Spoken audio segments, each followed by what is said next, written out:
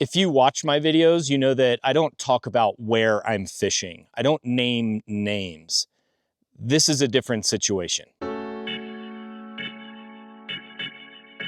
Hey, I'm Ben. I'm a huge fly fisherman. Today, we're gonna discuss the absolute fiasco that is happening on the Lower Blue River in Colorado that is being caused primarily by one individual who is attempting to take that river away from you and succeeding. There are actually a few issues going on here, but we're going to focus on just one.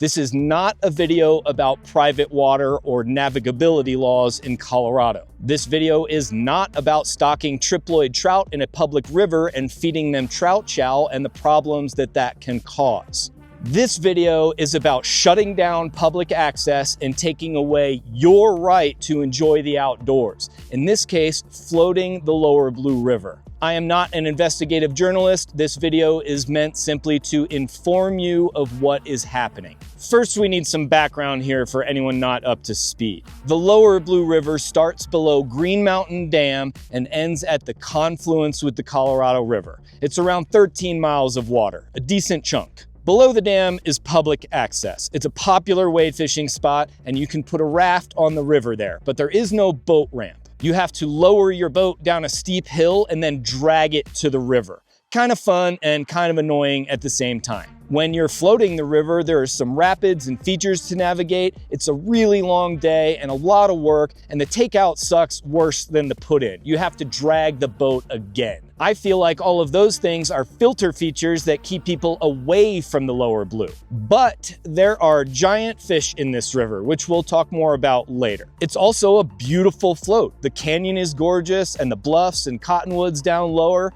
It's a really cool float. I guess now is a good time to say that if you feel that by talking about this that I'm hotspotting or giving away too much info, you're wrong. This is all readily available information. The Lower Blue is all over the internet. It's far from a secret, never has been. So the canyon below the dam is mostly all public. But below that, which is most of the river, is essentially entirely private all the way to the confluence, with most of that land belonging to Blue Valley Ranch, which is owned by a man named Paul Tudor Jones, who is the bad guy in this whole thing. For over 20 years, Mr. Jones has been creating an artificial trout fishery by significantly altering the river with rock structures, like dozens of weir dams and thousands of giant boulders in the river.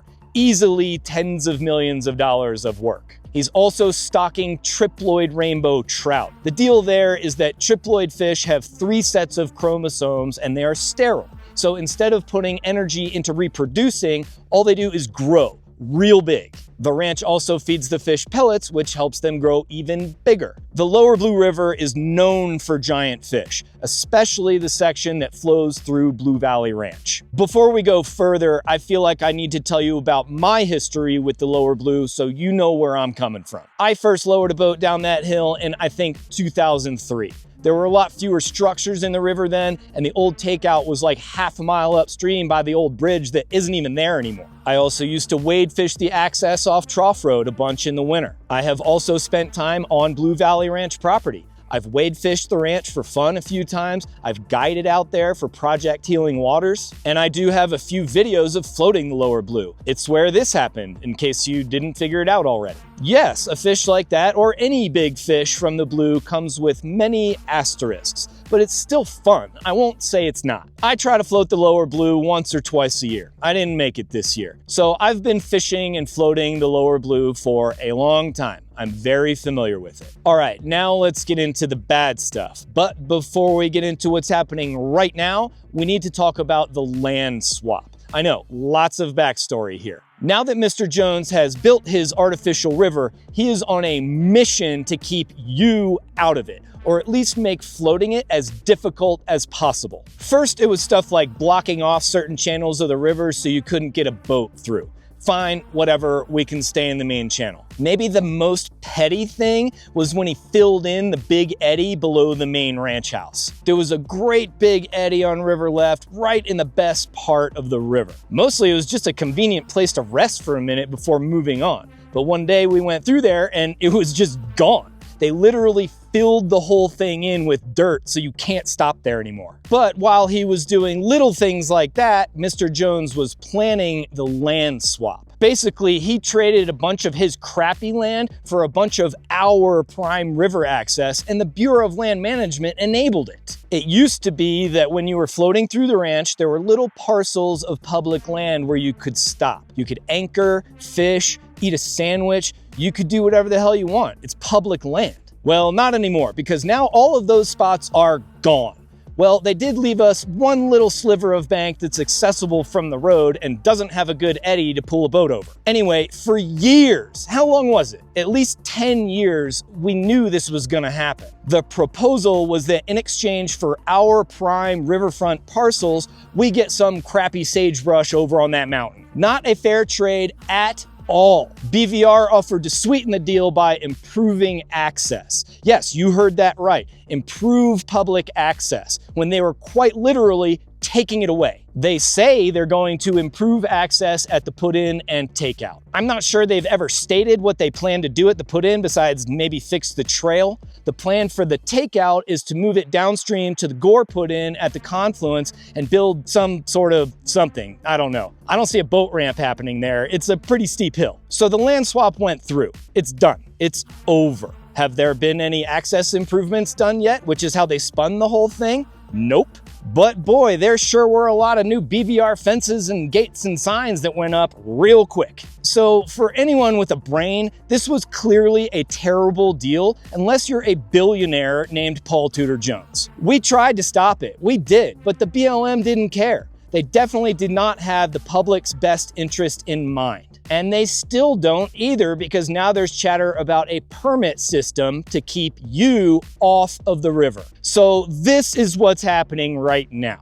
Crybaby Jones thinks there are too many boats on his river and it's hurting the fishery. Let's start here. How many days a year can we even float the blue? Not a lot. There's a window. You have to have enough water coming out of the dam so you don't get stuck on the weir dams, but you also can't have too much water because you have to make it under bridges. Here's the graph for this year. We'll say minimum flow for boats is 500. For most of the year, Mr. Jones, there are 0 boats floating through your land. So he wants to limit the number of boats. It's actually kind of unclear who the driving force behind the permits really is, but wait until you hear the justification for it, because it's honestly hilarious. They want to limit the number of boats for the health of the fishery. You can't be serious. Nothing about this fishery is natural or healthy. It is exactly what he created. Wham, there's too many boats. BVR is claiming that up to 45 boats per day float this stretch. I'm calling bullshit.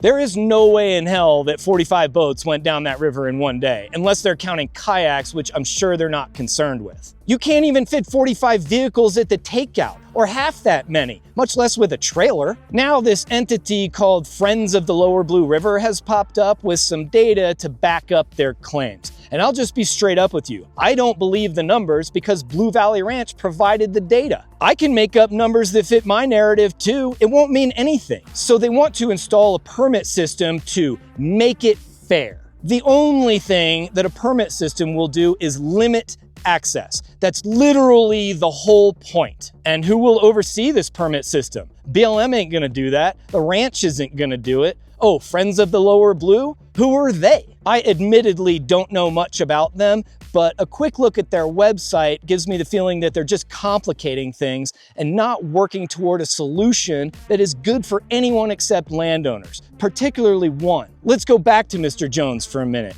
I've heard he's a nice guy in person. I know that he considers himself quite the conservationist. And to his credit, Blue Valley Ranch does a great job with wildlife management. You'll see moose, turkeys, deer, golden eagles, all kinds of stuff on the ranch. But none of that matters at all if I can't enjoy floating through it, which is currently our legal right. But he's trying to take it away from you. Mr. Jones is the enemy.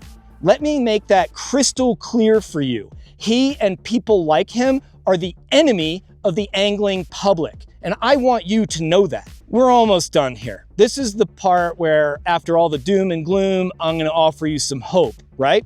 the light at the end of the tunnel. I'm sorry, but I'm gonna let you down. I don't know how to wrap this up and put a pretty little bow on it. Beyond eat the rich, I honestly don't know how we can solve this problem and prevent the theft of our river. I wish I had a solution for you, but I don't. A permit system is not the answer though, I'm sure about that. So I wanted to share this with you as a cautionary tale about the theft of a river. If this could happen to the Blue River, it could happen to a river that you enjoy fishing. Thank you for watching. I know this is a downer. I hope your day gets better from here. Until then, go harass some stalkers and stay huge.